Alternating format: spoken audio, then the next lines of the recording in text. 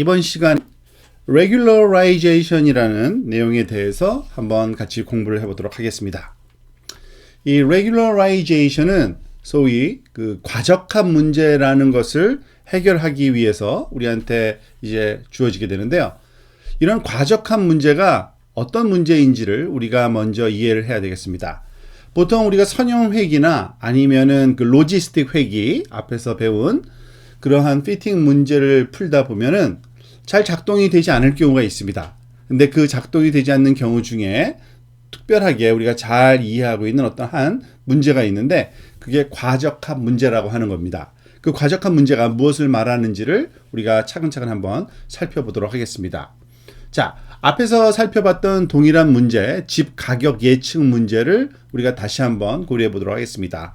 지금 이 아래 그래프에서 보여지고 있는 이 붉은색 이런 X 표시는 그 집 그 사이즈에 대한 수평축이 사이즈라고 하고, 그리고 프라이스를 수직축이라고 할 때 이 집 사이즈에 대한 가격의 변동이 이와 같을 때 우리가 선형회기 문제를 풀어서 앞으로 주어지는 어떤 새로운 사이즈에 대한 집 가격을 예측할 수 있게 하는 식으로 문제를 해결하려고 하죠. 만약에 우리가 세운 선형회기의 가설 하이퍼세시스가 이와 같이 1차 방정식일 때, 즉 세타 0 더하기 세타 1x, 그러니까 사이즈의 그 함수로 주어지는데 1차 함수로 주어질 경우에 피팅하게 되면 뭐 여러 가지 뭐 답이 나올 수가 있겠지만 아마도 뭐 이런 유사한 답이 나오지 않을까 좀 싶습니다. 즉 그 데이터를 잘 그 가로지르면서 우리가 모델링하는 이와 같은 그 직선 방정식이 되겠죠. 물론 뭐 나쁜 그 소위 피팅은 아닙니다. 하지만 우리가 단번에 알 수 있는 거는 집 가격이 무한정 올라갈 수는 없는데 집 가격이 어느 정도에 그 이르면 점점점 그 증가세가 둔화되겠죠. 그렇지만은 이와 같이 우리가 1차 그 직선 방정식으로 하이퍼세시스를 세우고 이 파라메타를 구해서 피팅을 하게 되면 이 우리가 예측하는 그 가설은 무한히 증가하는 좀 적절하지 않은 그러한 답을 줄 겁니다. 이러한 문제를 그러니까 이런 식의 솔루션을 얻었을 때 우리가 이 문제는 언더핏의 영향을 받았다라고 얘기를 합니다. 언더핏이라는 거는 좀 그 데이터가 자료에 적합하지가 좀 않다라는 뜻이고요. 다른 용어로는 이걸 하이 바이어스라고도 부릅니다. 이거는 뭐 역사적인 그러한 그 이유 때문에 생겨진 이름이기도 하고, 그 수학적으로 바이어스라고 하면은 어떠한 특정한 파라메타의 그 가중치가 아주 심하게 된 그런 경우를 얘기하는 거기 때문에 우리가 갖고 있는 모델 자체가 그러한 수학적인 바이어스에 영향을 받았다라고 표현할 수가 있겠습니다. 자, 그러면 만약에 가설을 조금 우리가 하이 오더 텀을 포함시키면 어떨까요? 즉 세컨드 오더 텀까지 포함하게 되면은 우리의 그 피팅 커브 자체는 이제 직선이 아니라 좀 구분 곡선이 될 거고, 이와 같은 주어진 데이터에 아마 잘은 몰라도 뭐 이런 형식으로 우리가 피팅이 좀 일어나지 않을까 좀 싶네요. 아까 요 왼쪽 것보다는 훨씬 더 나은 거고요. 우리가 이것을 어떻게 부를지는 우리가 아직 결정하지는 않았지만 뭐 그런대로 적절하다라는 의미로 just right한 피팅을 했다라고 한번 생각해 볼까요?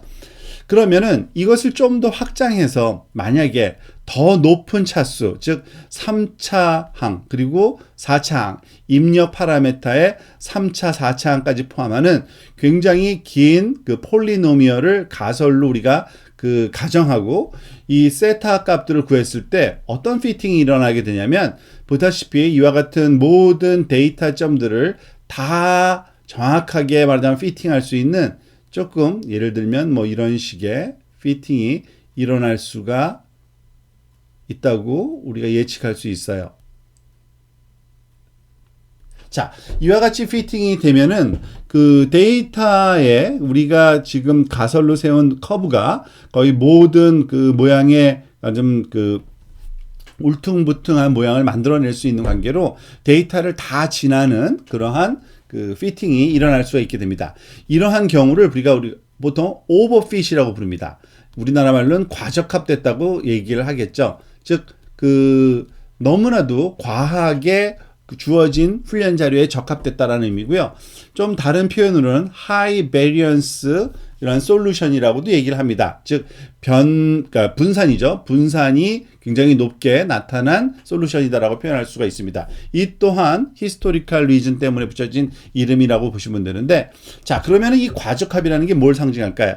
즉 과적합 또는 오버피팅이라고 부르는 이 현상은 특징이 너무 많으면, 지금 첫 번째는 특징을 하나로 쓴 거고요. 여기서는 세컨드 오더까지 두 개만 쓴 거고요. 여기서는 하나, 둘, 셋, 네 가지 종류의 특징을 사용한 거죠. 보통 특징을 너무 많이 사용됐을 때 일어나는 현상이고요. 즉 학습된 가설이 훈련 자료에 너무 잘 일치하는 겁니다. 그렇게 되면 어떤 현상이 일어나냐면, 우리가 보통 구하고자 하는, 최소화시키고자 하는 이 비용 함수 J 오브 시타의 값이 거의 0에 가까운, 또는 진짜 0이 나타나기도 하는 그러한 현상입니다.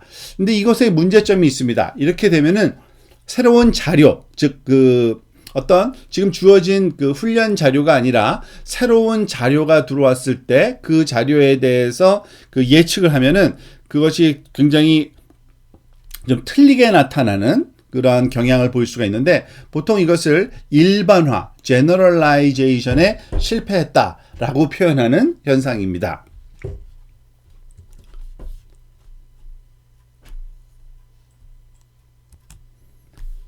그럼 계속해서 로지스틱 회기의 경우도 어떻게 오버피팅이 일어나는지 한번 살펴보도록 하겠습니다. 이번에는 앞에서 살펴봤던 캔서의 악성 여부를 판단하는 그러한 클래시피케이션 문제를 한번 또 생각해 보겠는데요. 즉 두 개의 파라메타로 주어진 경우입니다. 그러니까 x1과 x2라는 두 개의 파라메타 값으로 주어진 포지티브 그리고 네거티브, 여기서는 동그라미를 포지티브로 생각합시다. 그리고 네거티브한 그런 데이터에 이와 같은 클래시피케이션을 하기 위해 보통 우리가 하이퍼세시스를 로지스틱 리그레션의 경우에는 시그모이드 함수, 여기서 말하는 요 G가 바로 시그모이드 함수를 사용한 거고요. 이 시그모이드 함수의 입력이 1차 방정식, 즉 세타 0 더하기 세타 1 x1 더하기 세타 2 x2, 요때 이 안에 있는 소위 시그모이드 함수의 입력 변수의 값으로 사용되는 이 수식이 결국엔 직선 방정식이 됩니다. x1과 x2 공간상에서는. 그래서 decision boundary의 형태를 나타내는 이 방정식이 1차 방정식일 때, 예를 들어서 경계선이 어느 정도 되어야 될까요? 적당하게 한번 생각해 보면은 이 정도의 경계선을 갖고서 이 위쪽은 포지티브, 아래쪽은 네거티브한 그러한 영역으로 우리가 피팅을 할 수 있겠죠. 이것 또한 역시 지금 보다시피 많은 포지티브한, 그러니까 네거티브한 값이 포지티브 영역에 들어와 있고요. 그리고 또 때에 따라서는 이 포지티브한 값이 네거티브 영역에 들어오는, 그럴 수밖에 없는 그러한 디시전 바운더리 모양입니다. 그러한 경우를 또 역시 로지스틱 회계에서는 잘 안 맞을 거기 때문에 언더핏 결과를 얻었다. 다시 말해서 또 하이 바이어스한 그러한 해답이다 라고 우리가 얘기를 할 수 있고요. 만약에 이 디시전 바운더리를 로지스틱 회계에서 사용되는 디시전 바운더리의 모양을 좀 더 유연하기 위해서 하이 오더, 세컨드 오더 포함을 시켰다고 가정해 봅시다. 즉 x1의 제곱항과 x2의 제곱항, 그리고 x1과 x2의 곱셈 항까지 포함은 세컨드 오더 항까지 포함된 폴리노미얼을 사용하면은 우리가 원이 구부러진 또는 소위 기울어진 원의 모양이 디시전 바운더리가 얻어질 테니까 아마 이런 식으로 답이 얻어지지 않을까 싶네요. 즉 이것을 가지고 피팅을 했을 때는 이런 형태의 디시전 바운더리가 얻어졌다. 그러면 물론 완벽하게 모든 데이터의 영역이 정확하게 맞지는 않겠지만, 그래도 대략적으로 많은 수가 네거티브 영역 또는 포지티브 영역에 적절하게 구분되는 양상을 보이기 때문에 적절하다, just right 하다라고 우리가 한번 얘기를 해줄 수 있을 것 같고요. 또 욕심을 내서 세컨드 오더뿐만 아니라 뭐 서드 오더 x1 제곱 x2, x1 제곱 x2 제곱, 뭐 x1 제곱 x2 3승 등등 해서 4차, 5차까지 그 하이 오더 폴리노미얼을 만들면 거의 모든 형태의 곡선 모양이 이 수식으로 우리가 만들어질 수 있기 때문에 아마도 데이터를 피팅하면 피팅된 디시전 바운더리가 또 달라질 겁니다. 즉 예를 들어서 이와 같은 디시전 바운더리가 얻어졌다고 한번 상상을 한번 해보도록 하겠습니다. 지금 보면은 거의 모든 그 X라는 그 네거티브 솔루션을 피하고 그 나머지는 그 다 포함시키는 그 포지티브. 자, 이와 같이 그 피팅 되면은 네거티브 영역과 포지티브 영역에 속하는 데이터들이 하나도 빠짐없이 잘 구분이 될 겁니다. 그렇지만 이거는 좀 오버 피팅 됐다고, 우리가 과적합 됐다고 얘기를 하고요. 앞에서 설명한 것처럼 또 역시 마찬가지로 하이 베리언스한 그 높은 분산을 갖는 그러한 솔루션을 얻었다라고 우리가 얘기를 합니다. 왜냐하면 이와 같은 그 소위 그 디시전 바운더리를 갖는 그러한 하이퍼세시스인 이 G of 이런 하이 폴리노미얼 오더 함수의 x 값이 새로운 x1과 새로운 x2 값이 들어왔을 때 그것이 제대로 포지티브인지 네거티브인지를 판단하는 그 솔루션을 구해야 되는데 틀린 경우가 많이 발생하는 그러한 현상이 나타나고 그것을 그 오버피팅된 그러한 하이퍼세시스에서 우리가 흔히 만나게 되는 그러한 그 상황이기 때문에 그렇습니다. 자, 그러면은 이러한 과적한 문제를 우리가 어떻게 해결할 수 있는지를 살펴보기 위해서 다시 한번 우리한테 주어진 상황을 살펴보도록 하겠습니다. 앞에서와 마찬가지로 우리가 하이 오더 폴리노미얼을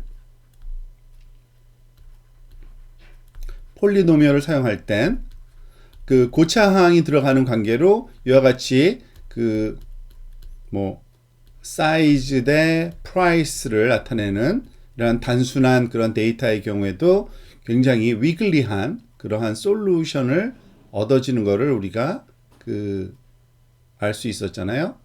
자, 그런데 이와 같이 굉장히 위글리하다는 것은 그 너무 높은 차수의 그 항을 사용했기 때문이기 때문에 그 차수를 줄이면 될 겁니다.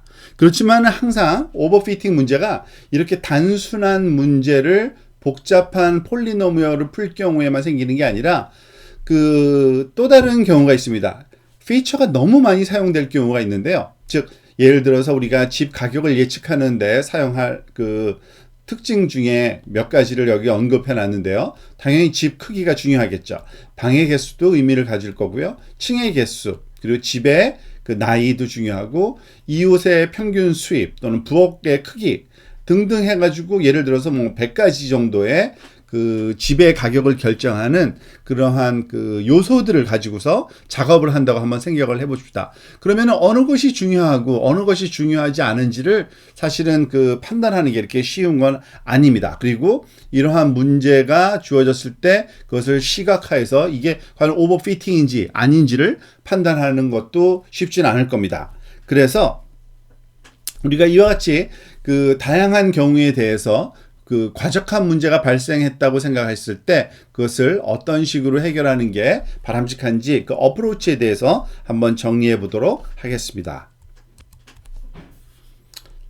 즉 과적한 문제를 해결하는 그 첫 번째 방법은 역시 특징의 종류 개수가 너무 많아졌기 때문에 생긴 거기 때문에 특징을 줄이는 방법도 한 방법입니다. 즉 뭐 제일 쉽게 생각하면 사용할 그 특징들 중에 인위적으로 매뉴얼리 우리가 어느 거는 중요하다, 어느 건 중요하지 않다 판단해서 중요하지 않은 것들은 제거하고 중요한 것들로만 우리가 하이퍼세시스를 우리가 정의할 수도 있겠죠. 또한 하나는 또 우리가 다음에 배우게 될 건데 모델 선택 알고리즘이 있습니다. 특히 하이오더 폴리노미얼을 사용할 때 몇 차까지 사용한 게 적당한지를 판단하는 그러한 그 알고리즘ik한 방법이 있거든요. 그거는 우리가 다음에 배워보도록 하겠습니다. 즉 특징의 개수를 줄이는 게 일단은 첫 번째 방법일 수 있고요. 또 다른 방법, 그 특징들을 개수를 임의로 줄이고 싶진 않다. 왜냐하면은 그 특징들이 사용된 특징들이 거의 다 의미가 있고 나름대로 그것을 가지고서 작업을 하고 싶을 경우에는 또 다른 어프로치, 정규화 방법이라는 방법론을 사용하면 됩니다. Regularization이라고 얘기를 하는데요. 이 방법을 쓰게 되면 이번 섹션에서 우리가 공부해 보게 될 그 방법론인데요. 모든 특징은 그대로 유지합니다. 그러니까 특징을 활용하거나 활용하지 않는 게 유지는 하되 가능하면 그 특징의 그런 크기값, 특징의 곱해지는 우리가 결국에는 세타 i 곱하기 xi에서 i는 당연히 i는 1부터 시작해서 그 n개까지 우리가 그 작업을 하게 되어 있잖아요. 그래서 이 그 곱해지는 요 세타 i 값의 크기가 그 대신 너무 크지 않게 가장 작은, 가능하면 작은 값으로 유지하면서 이것을 피팅하는 그러한 방법론을 사용할 수 있고요. 그렇게 되면 각각의 특징들, 즉 그 xi로 주어지는 n개의 xi는 당연히 그 n개의 컴포넌트를 갖는 벡터이기 때문에 그 각각의 특징들이 y를 예측하는데 가능하면 조금씩이라도 기여하는 그런 많은 특징을 가질 때 요런 정규화 방법을 쓰면 그 과적합을 피하면서도 적절한 피팅을 우리가 할 수 있게 될 겁니다. 그 방법론에 대해서 우리가 또 다음 시간에 살펴보겠습니다.